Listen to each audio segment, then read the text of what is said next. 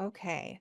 All right. Hi, everybody. Thanks for joining us today. I'm Lonnie Huffer, Product Marketing Manager for Cyber Insurance with Trend Micro. And today I have with me Heath Renfro, co-founder of Phoenix 24, and our very own John Wilson, who is our Incident Response Coordinator for the Trend Micro IR team. Today we are discussing bulletproof backups and securing your data for rapid breach recovery. So, we're going to start today by discussing the critical role of backups in cybersecurity. So, I'm sure Heath will agree with me on this, but when it comes to incident response and recovering and getting everything back up online, backups are your last line of defense against data loss and ransomware. And so having tried tried and true tested backups um, that are immutable are key to speeding up your recovery and limiting that financial loss. Um, and so I want to launch today with John on our side to talk a little bit about what they see from an IR perspective when when that incident first happens. So John, um, what are some of the most common questions you receive when a case first comes in, um, when an organization's been hit with something? What are those first questions that they ask you? Uh, Thanks, Lonnie. They're asking, how long is it going to take to restore their production, to get everything back online, to get everything normalized in their environment? How long will containment take as well, too? And our first response is always going to be, well, that really depends on how good your backup solution is. That's going to be crucial for establishing a timeline, being able to communicate to their leadership and kind of set expectations of how everything's going to go. Uh, Being able to determine how long when their last good backup was, is going to be working in tandem with us as we go through and find out exactly where the threat actor came from, when they first got in the environment, and it could end up going back. And sometimes customers think they have a backup, but they don't have the right backup, whether it be several weeks or a month or whatever it may be, or if it's off-site and how quickly they can get that back, in their hands so that they can start restoring. All of that plays in, and it really can make a difference on how long it takes to get restore going. Okay, perfect. So Heath, this is where I'm going to ask you to step in. John, I, I don't quite understand how you guys work with that restoration and recovering piece. And for those of you on the call today, that's where Phoenix 24 comes in. They are a restoration and recovery company. So Heath, um, what has your team seen from the perspective of how how critical of a role do backups really play? John talked about that's the first question they get asked. And at some point, I know our team has to reach out to someone like your team to be able to help recover some of that data and information. So can you share with us what you've seen and how those backups play a role in that recovery time and getting back up to speed, et cetera? Yeah, Lonnie, appreciate it. Hello, everybody. Glad to be here. Maybe I'll take us back a little bit and just give you a little bit of my background real quick, other than being co-founder at Phoenix 24. I ran global cybersecurity programs as a CISO within the Department of Defense for many years after being active duty Navy. My last role, Army medicine, 748 hospitals, health clinics, dental clinics, 700,000 endpoints. And throughout my career, until I got into the incident response role, I made the assumption my backups would be there.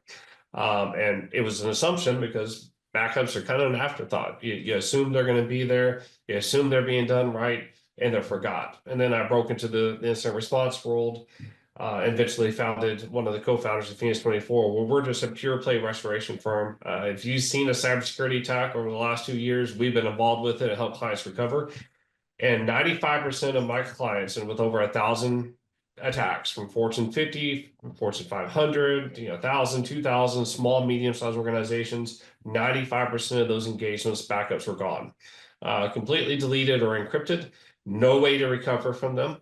So my perspective on cybersecurity has actually changed. It truly is, to me, the number one critical control, cybersecurity wise, is immutable and tested backups. Resistance is important. Please don't think that I'm not saying that. Resistance is important, but to be honest with you, if they want you, they're going to get you. It's eventually going to be futile. But if you have truly tested and immutable backups, you're going to be able to recover. And the thing is, I'll be able to recover quickly. Your backups probably aren't going to be there. Secondly, if they are there, you probably don't have true return to operation objectives. You think you do, but you don't. Because keep in mind, 80% of your storage capacity is going to be encrypted by these threat actors with the production data you have in your environment, most likely at least 80%. That leaves you about 20% of your storage capacity. Even if you do have valid backups, you don't have the whole brain of your operation has been encrypted. Domain controllers, Active Directory, like you got to start, you can start from scratch or have a professional team like me that knows some tricks of the trade to be able to get around that and get the skeleton built back out. But even then, do you truly know what your critical assets are for number 1 through 300? What is the most important thing to recover? How much data is that? How much storage capacity do you have? What is the pipeline to be able to transfer that data? I only did tabletop exercise in these situations that were paper. Made the assumption, once again, that backups would be there. So I'm telling you, for somebody that's been doing this for 27 years, run massive global cybersecurity programs from a security perspective, your number one critical control you should invest your money in is backups and test them and make sure there be the most common backup solution out there starts with a V. CISA just came out 2 days ago saying that the vulnerability with them is being exploited directly by threat actors to be able to deploy ransomware. There are certain backup solutions out there that are top notch, truly immutable, some backup solutions that are not. So hope that answers your question. We'll get into more war stories as we go with it. But like I said, if I was going to go build my security programs again and go back in time, I would have focused everything on backups first, and then from there focus on resistance.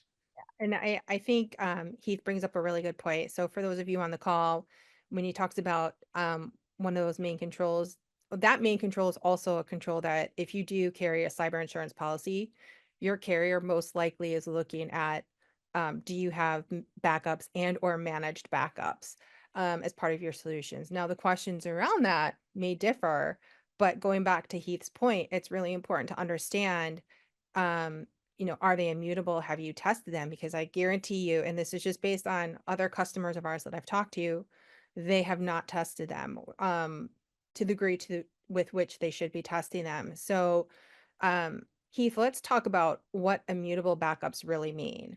What does that really mean? I mean, how do I know if my backup is immutable? What things should I look for? Is it I can't alter anything, I can't delete anything, I've got multiple versions of things sitting somewhere? What does it mean? Immutability is interesting. It depends on the vendor and how they defined it. Probably the most popular backup solution out there, its definition of immutability is 2 administrator accounts. Well, these threat actors create their own administrator accounts, so that's not difficult for them to be able to sit there and get to those backups and take control of those. So our definition at Phoenix 24, my sister battalion, Grapple 5, and Athena 7, our definition is something that you truly cannot delete the data, not you, not a vendor, not an administrator, nobody, for a minimum of 30 days. So you have 30 days of data that cannot be deleted. But please understand, there is no solution out there that comes straight off the shelf that's immutable. Now, it can be properly configured to make immutability. There's 2 top products that we believe in that are great backups. We don't see them in ransomware events. And if we do, the backups survive. After that's like jumping off a cliff, to be completely honest with you. The backup solutions are just not there. They're not built for it. And so that's my true definition of immutability, is when nobody, no matter who they are, has the capability of deleting that data for a minimum of 30 days. You have at least a minimum of 30-day retention. But keep in mind, recovering from backups, there's different versions of this situation. The quickest way to recover is going to be from your storage and snapshots. The closer to the data source, the quicker it is to recover. Now, think about your storage capacity. Is it immutable? Can you configure it? That's another difference in immutability. There's a couple of storage solutions out there that are truly immutable and when properly configured. And if you're doing your proper snapshots, recovery can actually be like this. Really, really quick, because it's right next to the data source. The thing that you're thinking of long transfer speeds are going to be the back end solutions that you have, or maybe in a cloud environment. A lot of people are going to say, "Oh, I'm in the cloud; it's secure." No, it's not. These threat actors own the cloud environment, but we might not be taking into account is the capability to be able to transfer that speed from off-prem onto on-prem and the data it takes to be able to do that. So that's my definition of mutability. That's our definition of mutability. But you can go to each vendor. But when you have a vendor, you need to go ask them, what's your definition of mutability and what prevents the data from be deleted? If it's just two administrator accounts, these threat actors create their own accounts. I mean, they're God. They get their God privileges. They might even take your privileges. You don't even know about it. So that's our definition. Minimal of 30 days, cannot be deleted no matter who you are in the world. You could have wrote the source code for it and you can't delete it. Perfect. So I want to ask you another question. And John, feel free to pipe in on this too. How often have you encountered a scenario where backups are involved, where the company who is the backup provider stopped backing up after a certain amount of time because there was no more storage left, and the company either wasn't notified or didn't realize that they ran out of storage space? Storage is depending on how you configure your backups in your environment. Storage plays different roles. Now that snapshot capability, like storage is expensive first and foremost. All right, so investing in storage can be difficult to do. It's very expensive. Snapshots not being done properly. I had the 5% of our clients that have survived snapshots normally weren't doing very well. They weren't being properly executed. On the back end, they know the total amount of their backup capability over there, and usually, they'll leave about 20% over there. But is it being properly transferred? Is the data valid? Are you capturing your systems? What is critical and not critical? And that's the biggest challenge we have with clients is, and listen, this conversation backups, I want you all to understand that it's not a shot at y'all. Like, I didn't know this either. Like, until I worked in this world, I didn't realize how important they really were and the fact that they wouldn't be there. Asset inventory, folks, is another key thing. You don't know all your assets. I can guarantee you that. And I guarantee you don't have your endpoints properly protected completely, because I've never had a client that could come tell me the number of assets they had. 5,000 to 7,000 or 8,000 to 10,000. It's a range versus I actually know how many assets I have, which makes it interesting. Are you doing your backups properly, depending on what those assets are and being executed? And do you truly understand the critical element of that? So vendors, I don't deal with backup vendors in my restoration work. We're the experts. I don't need them. And most of the time when they get called in, there's nothing they can do about it. Like, they get on there like, your backups are encrypted. There's not anything we can do. And there's no magic key to decrypt, folks. If people out there telling you they can break encryption, they're lying to you. I'm just going to be honest with you. Like, it's not going to happen. There's some capabilities a little bit. They might have a little success, but they're not going to quickly do it. So if your backups are gone, you're having to negotiate with a threat actor and pay them. Just keep that in mind. And backups are so critical, not only from a recovery standpoint. This is something y'all might not be thinking about. How much money per day does your company lose when you're down? Paying a ransom is one thing, getting IT systems back online, but what is your business interruption cost?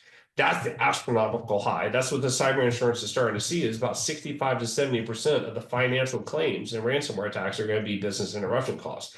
Keep in mind, your cyber insurance policy is going to be very narrow focus on data forensic, communication, lawyers, but then you got a business interruption part of your claim that depends on how much coverage you have. You'd be shocked that probably about 99% of our clients do not have enough coverage for business interruption costs to be able to cover the loss they have while they're down. You can look at a major casino in Las Vegas. They publicly said they were losing $10 million a day. $10 million a day is what they're losing. I mean, I've had other clients have been $20, $25 million a day that they're losing. Your insurance is going to eat up quickly, and then you're losing money. People's jobs people are getting laid off. You might be on the line and think you're going to be fired. It's critical. Businesses, small to medium-sized organizations, they have days to get back online before they have to close their doors. Yeah. John, do you have anything to add? Just that backups are going to be one of those things that you got to keep an eye on. And if you don't, then I can think of nobody better than Phoenix 24 when it comes to being able to do the restoral piece, which is something I think we're going to touch base on as well too, right? Yeah. So I just want to tie this all together. So for those of you on the call, going back to that business interruption cost, on average, the recovery time, and this is coming from carriers that I've worked with, is 21 days. So for those of you on the call, when you look at your business continuity plan or your disaster recovery plan or your incident response plan, what is your time frame to recover? Is it realistic? So I would ask you guys to really take a look at that and adjust it, because the average is 21 days. And so going back to Heath's point, what if you're not running every day, how much are you losing? Build that in, because those numbers matter. The other Yeah. Go Oh, ahead. Sorry, Lonnie. Keep going. sorry. The other aspect to that as well is going back to that asset inventory. Keith is 100% right. Even with the carriers that I've spoken with, they have a really hard time getting that information from their clients that they're underwriting for and giving these policies to. And the target number, honestly, is to understand 90% of your asset inventory. So do you know where 90% of your assets are? If not, I think a good solution to that might be to look at adding some type of ASRM solution to your environment, or getting network involved to be able to see those unmanaged devices as well and get that clear total picture of where all of your assets are. And Heath is right, you may have assets that, or endpoints that don't have protection on them. And maybe both of you can pipe in on this, because I'm sure I've heard it from other members of our IR team. When we see an incident happen, it's happening on an unmanaged device, or some server sitting in a closet somewhere that nobody's touched for God knows how long, and didn't have any protection on it. And that's how it happened. John, you can chime in. Yeah, we've had those type of incidents. They come up from all sorts of places that you don't suspect, and it takes a team that's going to get together, look at those, look at the details of where the entry point is, where the data is actually moving laterally, and finding out where things are going to land to be able to figure out exactly what to do. I've seen the backups, someone's entire backups get encrypted, which is always harrowing when it happens, and being able to find a way to be able to get that restored, because you got customers, they're asking about whether or not there's going to be a decryption key, which that there isn't. And even if they were to get it, there's only like 40% of the data, if you negotiate with the threat actor, might get recovered. And that's still, an optimistic number. So, being able to have those backups taken care of, and also knowing who to talk to and understand how to manage your assets, how to find out what your critical infrastructure, and help you organize all of that is going to be crucial, because time is everything. And, Phoenix 24, they're organized. They know how to drop in, get the ball rolling, and account for whatever you have, and be able to figure out what the pathway forward is. Perfect. Heath, do you want to add anything else before I jump into? Yeah. I'll add it on there. I had this issue. Asset inventory is difficult. There are some pretty good asset inventory tools out there. It's critical. I mean, it is so critical from a recovery standpoint, or just containment standpoint, that John's saying, like, you're not going to be able to open your networks most likely without a lot of risk, and you're going to be pushed by data forensic and outside counsel not to open your networks until you have full containment. And how do you know you have full containment if you don't have asset inventory? We developed our own asset inventory in-house to work in broken environments, because we have to walk in there and understand, okay, what are your total assets? How do we do this in a broken environment? Running your asset inventory tools are going to be shut down anyways. I mean, you're not going to have any GPO capability. You had no Active Directory. So being able to sit there and get that forensic tool pulled out, say in the situation where you were not a Trend Micro client and they called them in, they're going to need to get their tooling deployed, to be able to get coverage containment and be able to get forensic data flowing. It's hard to do that in a broken environment. Your environment's completely down. Like, how do you do that? No GPO, no SSCM, no MDR solution. I mean, not MDR, but managed detection. Your managed devices. So MDM, there it goes. Keep that in mind on the side of the house. Your disaster recovery plans and your BCPs. An instant response plan probably isn't going to have a lot of details about what your recovery timeline is going to be. Your DRP is, your business impact analysis. But what is truly your number one critical asset? And don't make that decision yourself if you're an IT person out here. It's not your decision to make. You got to sit down with your executives and your leadership and go, what is number one? What is our money maker? What do we need the most? Is it email? Is it our HR system? Is it payroll? Like it could be a million different things. But if you don't know, you have no plan for it. Because your disaster recovery plan, your transfer speeds are going to be completely different depending on the metadata over there. Terabytes of data takes a long time to move. That's just the truth. That's the reason I say, stuff in storage, immutable, snapshots done properly, quick recovery, right? But keep in mind, your domain controller is going to be completely encrypted. Your Active Directory is going to be gone. Like your network, the way I describe it is you have a Ferrari right now. That's what you're driving, all right? And you put an oil and gas in it, you're polishing it, driving it, it's going good. And all of a sudden, these threat actors, they take the nuts, bolts, engine parts, hubcaps, tires, and throw it right back in front of you and say, put it back together again. Could you accomplish it? With time. That's why we're here. I have over 100 engineers. This is all we do day in and day out. But you're going to struggle. And so backups, truly test them, understand how to do it. What are your most critical assets? How do you get them back operational? You really need to look at that planning across the board. And assets are so key to that. How do you know you're properly backing up if you don't know your assets?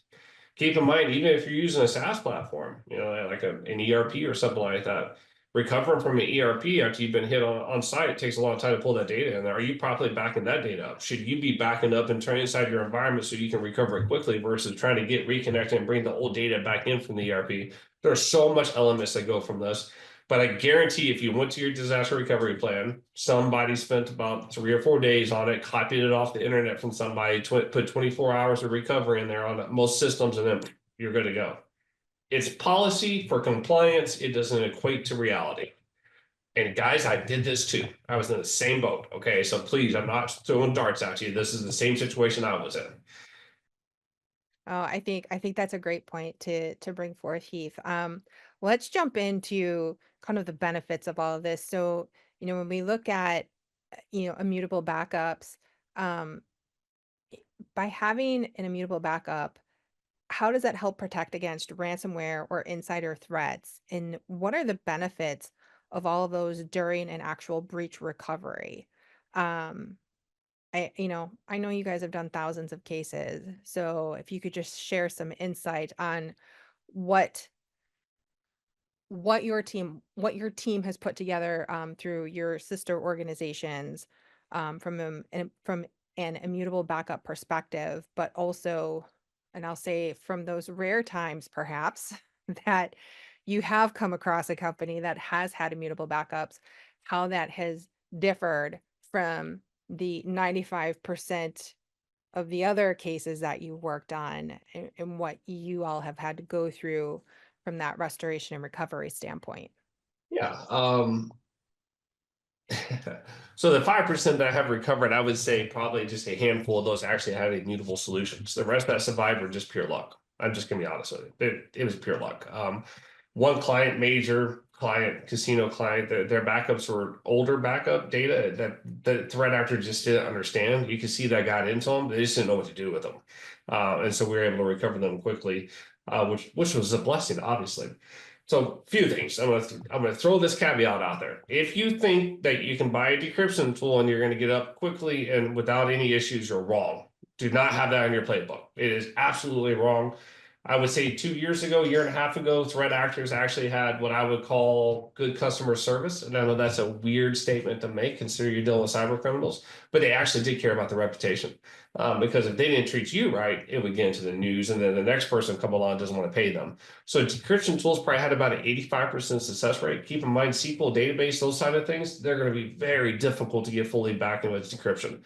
But they moved to a ransomware as a service, which means your main threat actor basically hands them the ransomware stuff. They'll funnel the money, but they let somebody else go out and do the dirty work. And so their pride just drops. We have about a 65% success rate with decryption tools right now. When we bring some outside tooling in, maybe get up to 75, maybe 78%, but after that, you're missing a lot of data. So that's the reason, once again, to focus on backups, and it's so essential. When backups do survive, they're not properly planned. All right. We have to really lock clients down, bring our asset inventory tool in. Here's the assets. What is number one? You have to lock the senior leadership, the IT, and it's like, what's the most important thing to get back online? Doesn't mean we can't tackle 30 things at once, because we could.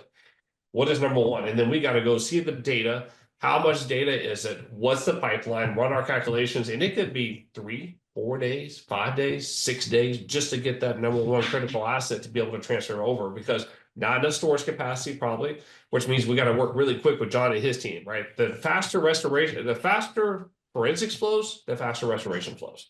Keep in mind, you can't probably touch the backups really from, it's always a business decision. I just want to say this. D4 caution you, all cautions you, breach caution caution you, but what date of those backups that do survive do you get to go to? You know, does the threat actor live something behind? Is there a time bomb? Is there kind of malware there? So without forensics flowing quickly, you're going to be sitting there twiddling your thumbs and going, well, okay, what date can I go to? You might not even have an option. I've had a client come in, tape backups, use a company over in India, right? They did tape backups. The Indian company wasn't properly managing the tape backups, didn't label them properly. It took them 3 months to find the tape backups that actually matched the client. None of their tape backups they were doing were completely there. All right. Transfer speeds, not enough storage capacity, your network's completely down, the infrastructure. What I tell clients when I get on there, the truth is, Lonnie, is it's a marathon, not a sprint. And that's what you're facing. And you got to just beat that in their head. So reason we partner with our data forensic partners, this isn't, oh, forensics first, then restoration. That used to be the old methodology to be able to do business. Oh, go on site to be able to do restorations versus remote. On-site's not necessary in today's world. We've done restoration in 93 different countries. I've gone on site maybe 5 times, and maybe just 1 or 2 people going on site for very specific reasons. I'm in a client's environment normally within hours on a jump box getting things done. Getting the forensic tools pushed for John, getting that forensic data flowing within 24 hours versus when you don't use us, it takes weeks sometimes to get data flowing, because how do you deploy in a broken environment? Well, we have the tool and we know how to do it. Forensics flows, restoration flows faster. Forensic flows really good. But the first thing we really go look at when we're in a class environment is the backups. Did they survive? Were they properly encrypted? The administrator passwords have probably been changed. Let's really find out what it is. And when you know the backups aren't there, you know you got to go to the table and start negotiating with these threat actors. And your mind's like, okay, well, we'll negotiate, we pay the ransom. That'll take days, maybe a week and a half, because you're going to try to whittle them down. They're on a different time zone. They're chilling out in Russia or something like that, chilling, on the beach, whatever it is. And they'll respond, oh, yeah, we're interested. You'll make an offer. You hear from 24 hours. No, that isn't going to work. Did we counter you with this offer? And 24 hours later, you come back. It's that vicious cycle of negotiations. And then you are not guaranteed that the decryption tool is going to be any good. That's just the truth. If you my last piece of advice before I shut up and let John talk, do not shut down your domain controllers. Do not shut down your virtual machines. Do not shut anything off when you hit with a ransomware attack. Disconnect everything, cut off the outside world, right? But don't shut things down. If you shut things down, you shut a domain controller down, you've given us the capability, or even you the capability to get the bone structure. Even on an encrypted domain controller, we can pull the functionality of that brain out of that and be able to create a new domain controller and replicate it. If you shut it down, you're creating a whole new brain, a whole new nervous system in that situation that'll have to be created. Let it run. If you're seeing an encryption process happening, shutting down the virtual machine is not going to accomplish anything. Pulling the plug is not going to accomplish anything. You're only going to corrupt the encryption, which means if you need that particular server or that particular data out of there and you do buy a decryption tool, it's not going to work because it didn't finish its process. So this is going to go against everything in your bones. And when you're being attacked, do not do these things. Let it finish. It's your best chance to be able to get back operational. Go ahead, John. No, it's exactly what we end up seeing, because working with the restoral teams and you looking for the go ahead of when can I do this? Because you could go ahead and get everything restored in a timely manner, but if they didn't take proper action, we don't know if there is containment, and if there is something there, then you could end up doing the whole thing all over again. So yeah, we definitely are partners, and we have to work in tandem with one another to make sure that we're not rinsing and repeating and spinning our wheels as we're working through the restoral process. It's got to be crucial, and a lot of the best and most important forensic information and data that we're going to scrape is going to be early in the engagement, and having a great restoral team able to get us that information sooner rather than later is going to be crucial to be able to turn around and give us the bona fides of where the threat actor's coming from, what we need to shut down, what we need to contain, and it's a partnership that has to happen, especially if there is encryption in progress. Oh, thanks, John. So Heath, we have a question from Caleb. And his question is, do you have any advice/resources for testing backups of critical servers like domain controllers? they've got a good strategy for restoring file servers and workstations, but not necessarily a good one for domain controllers. Oh, you're muted. You're muted, Heath. Yep, muted. There we go. Yeah, Caleb, I actually, Lonnie asked this part of the question earlier, but I went off on a tangent. So what I discovered was clients' backups weren't surviving. So we actually, with our other battalion, Athena 7, created a ransom backup resiliency assessment, which is a true over-the-shoulder technical control, best freaking assessment I've ever seen. It's, will your backups survive? If they do survive, this is what will survive. This is how quickly your data. This is what your true recovery time operations will look like.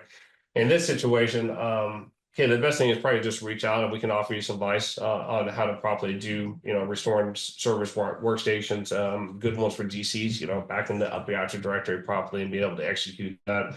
Domain controllers, if you're properly doing it, you can sit there and spin it back up and be able to execute it. But I can bring my backup experts into that conversation, Caleb, if you want to shoot me an email or find me on LinkedIn and just add me. I'd be more glad to get you in contact with them and have you walk through how they do that. Awesome. Thank you. So, Heath, I want to get into some real world examples that your team has gone through, that really highlight the extent, I guess, and to which, the lack of solid backups, what that has done from a cost, from a time and a recovery aspect. So companies can really understand, what that real world expectation is for themselves. Because as Heath said, 95% of the thousands of cases that they work on that come through their backups are trash. Yep. And we don't want you guys to fall into that category. So let's talk a little bit about what your team has gone through and what you've seen firsthand, in that regard, and just provide some insight so everybody can really understand like what they're really looking at when this happens. Yeah, I'd be glad to. I'll give you like 3 good war stories that kind of open your eyes. And take this when I know everybody probably on this call struggles getting funding. I get it, and getting your senior leaderships to be able to do it. The one thing to be able to quantify your risk is the FAIR methodology out there. Look it up, FAIR methodology. It allows you to really look at your risk and be able to quantify your risk across your organization. The quantification for your risk and not having your backups and a ransomware is going to be your business interruption cost. That's going to be your justification. I have issues. We're not probably backed up. We know we aren't. We don't have the resources. It'll take us 10, 15, 20 days. Here's how much it'd be, $10 million a day. We'll lose $120 million on a ransomware attack if it happens. That's going to get people's attention. First story I'll give you is, you think a ransomware event is just going to affect the business interruption cost, but I'll give you 2 stories about how it affects lives. And different ways it affects life. We had a medical device manufacturer, like artificial heart manufacturer, and artificial kidneys, hit with a ransomware attack. Lockbit 2.0, 3.0, I can't remember exactly. Completely got everything. Got the Veeam backups, got everything across the board, encrypted everything, like they were toast. So they had to sit there and negotiate with the threat actor. And like I said, decryption tools are flawed. Their FDA certifications, which allowed them to continue making these medical devices, were located on a server where it was in database where it's corrupted. The data was corrupted. It did not decrypt properly. The CEO of this company calls up and goes, I'm about to issue 2,000 pink slips, which means I'm basically about to lay 2,000 people off. I can no longer continue to keep this business operational, and I have to call 260 plus patients and tell them they're not going to get their medical devices within the next 6 months, and they most likely will not survive. So you truly have live situation on the line. Now, I was able to bring in more resources on our side of the house that are backup and database experts, bring some outside tooling. And after 18 hours, we were able to recover that database and get those FDA certifications back, which allowed them to pull back the pink slips, allowed them to sit there and he called me 6 months later and tell me all those patients did get their medical devices and did survive, which is fantastic. And so people's jobs are on the line a lot of times, folks. I mean, it is truly stressful. Business leaders have to make tough decisions. They're losing money. They don't have enough money to make the bills.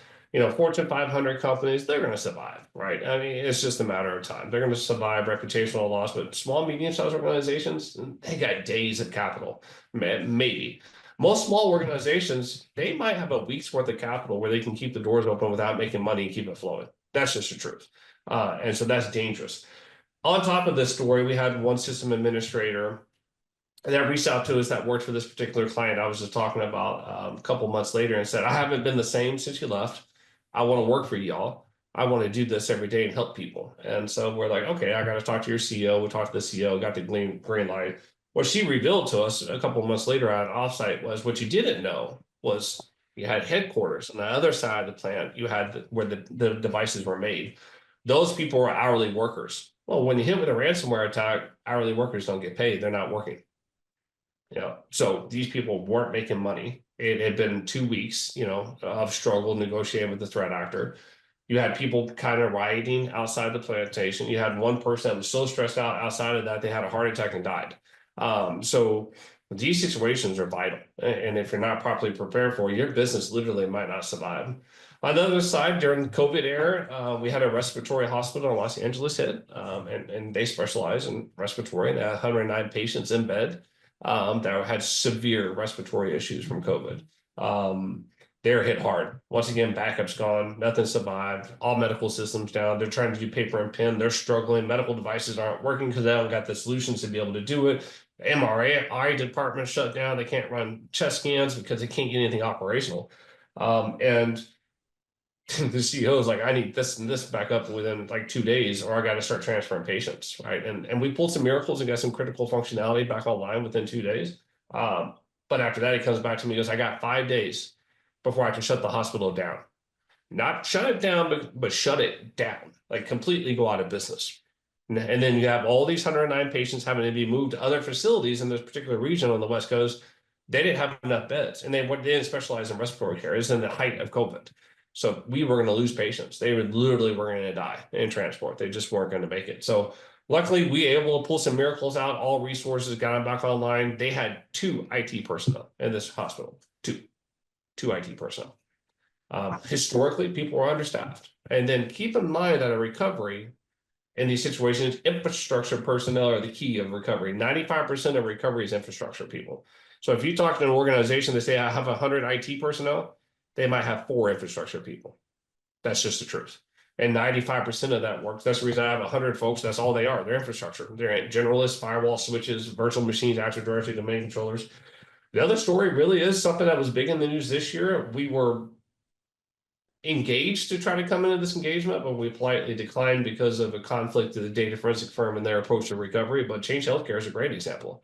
Change Healthcare total cost was over $2 billion financially, economically, and lawsuits haven't even finished. I mean, the recovery itself was north of 200 million from what I understand. So financially, it can be devastating. They'll survive. They're a massive organization that took a big hit, reputational hit. People were affected though. You had pharmacies that had to shut down. You had other medical locations that had to shut down because they couldn't do any business. They couldn't get prescriptions done.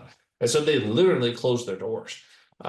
So human effect on this is very big. And you think that cyber criminals don't have effect on it, but really sit back and go, would my backup, don't be arrogant. Would my backup survive? And if you don't know, call me. I'll give you a test. I'll sit there and tell you whether or not they'll survive. But I'm telling you, Fortune 50, 500, hundreds of thousands, millions of dollars thrown into this, and every single time they're hit. I'm going to tell you right now, if your backups are connected to your Active Directory, you're hosed. If you don't have ACLs in front of your ES6i environment, you're hosed. I'm just being completely honest with you. If you don't have true two-factor authentication throughout your entire environment, which you probably don't, because everybody self-enrolls their two-factor authentication because you don't want to disrupt the end users, you're hosed. All right. These threat actors are sophisticated. They're going to get a hold of things. They're going to SIM swap their phones. They're going to get numbers. They're going to roll into two-factor authentication. They're going to bust your two-factor authentication portal. They're going to lock you out of it. They're skilled. There's no way to say it. But simple thing. If I get credentials and I see Active Directory, oh, there's the Veeam backups or whatever they are. Got them. They're mine. I own them. So keep in mind. John, go ahead. No, token theft. I was just thinking about that because we went through that. They'll do that. They're sophisticated. They have many ways of being able to appropriate, getting into your environment. So something that we have to keep in mind and look at everything from a security posture perspective.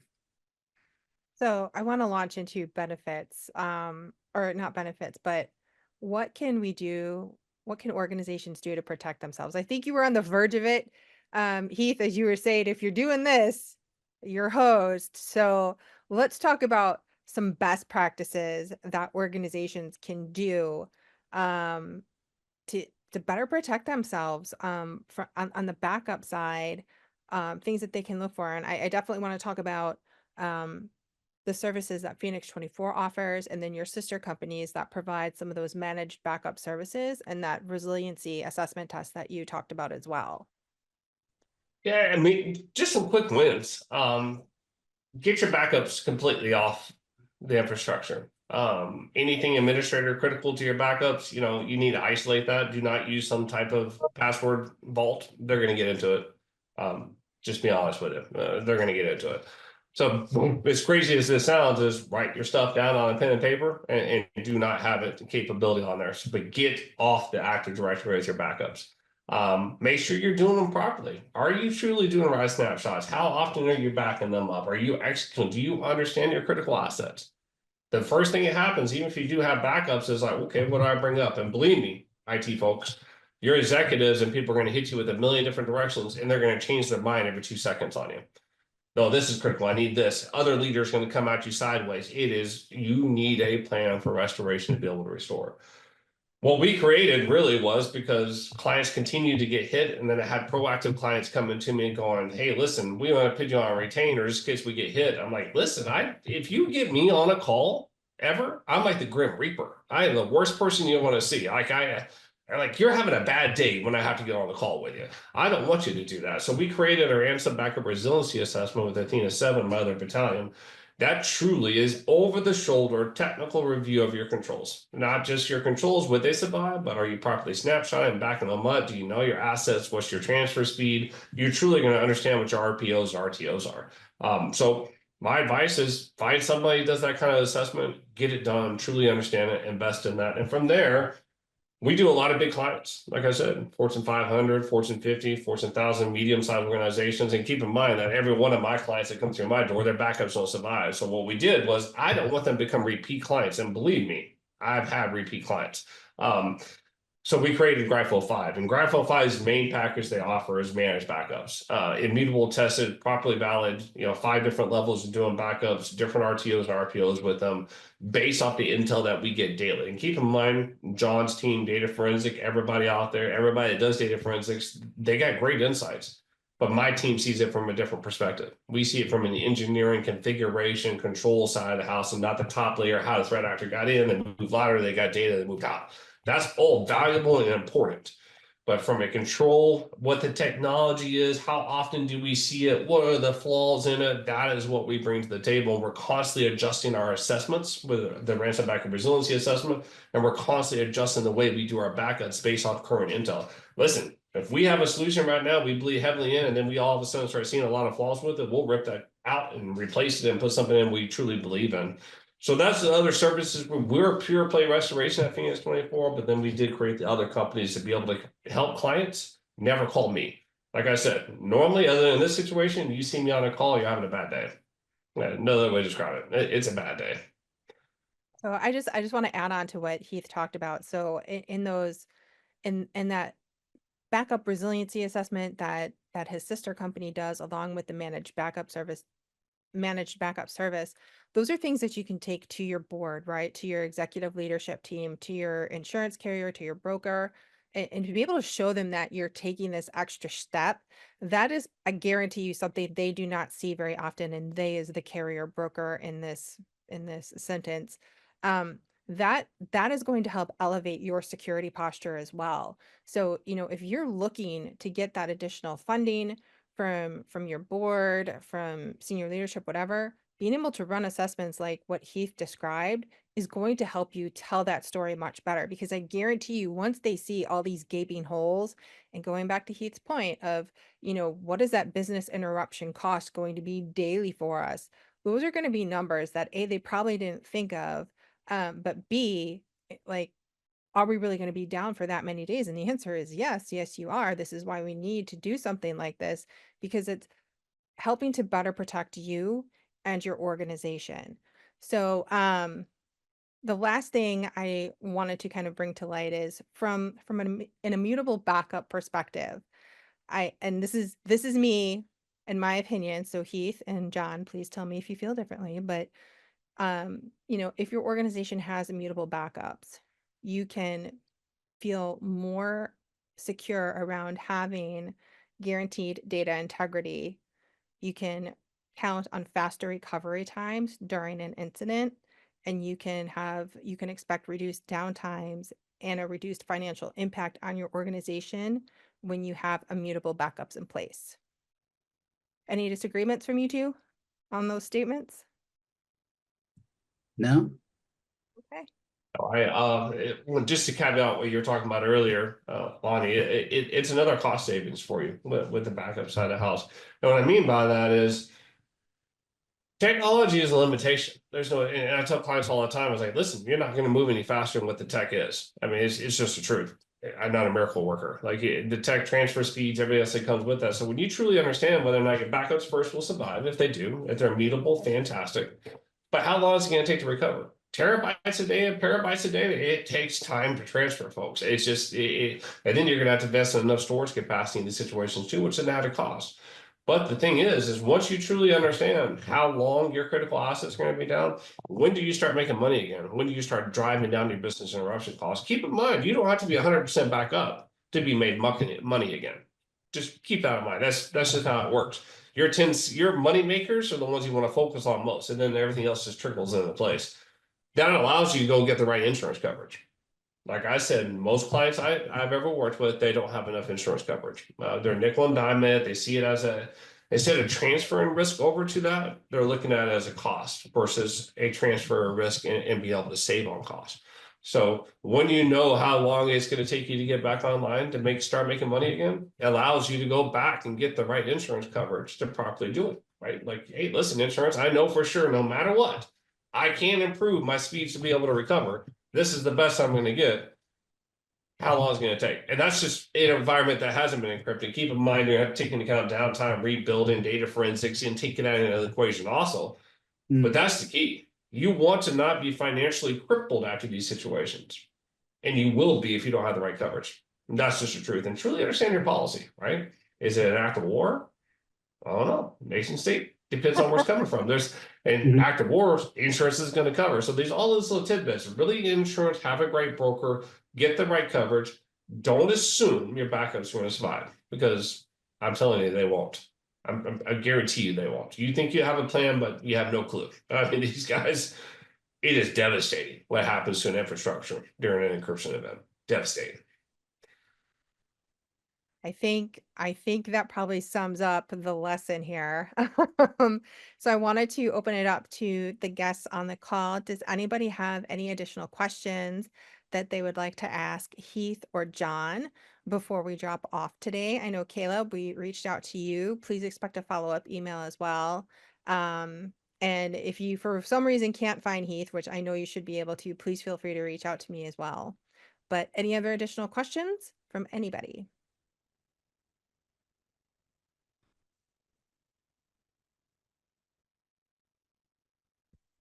Okay, I don't see any other questions. Oh, hold on. This one. Yeah, I can answer that. I see it. Do you think Okay. moving the infrastructure to the cloud-based system comes with more inherent risk? There is an assumption when everybody started moving to the cloud that you're going to be more secure. And what people fail to realize is you got to sit there and lock down the cloud environment as well as you got to lock down your on-prem environment. So security controls management is very difficult. Cloud brings a lot of great benefits to it, but there are threat actors, and you can Google this. CrowdStrike's name for them is ScatterSpider. ScatterSpider is the most sophisticated cyber criminal element I've ever seen. They know Azure, they know AWS, they know Google Cloud. They're going to take control of everything. They're going to take advantage of it. They're going to rip it apart. And they know things that I've talked to AWS and called them up and said, well, there are 2 people in our whole company who knows how to do that. Well, that's interesting. Highly sophisticated. Cloud can be very difficult to manage, but it doesn't mean if you put everything in the cloud and you have great transfer speeds and great cloud backups on that side of the house, you can sit there and do it. But managing the cloud is just as complicated as managing on-prem.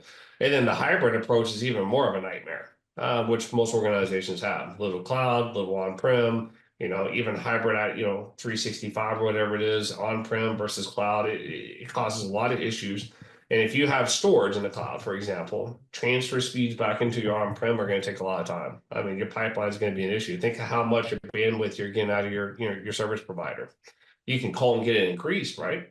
But it's still an issue, and you're probably timing it across the board. So I'm not against cloud or on-prem. First of all, most organizations are moving back from cloud back to on-prem because it costs, everything that's coming associated with it. They're finding back on-prem's quicker, recovery's quicker in that situation.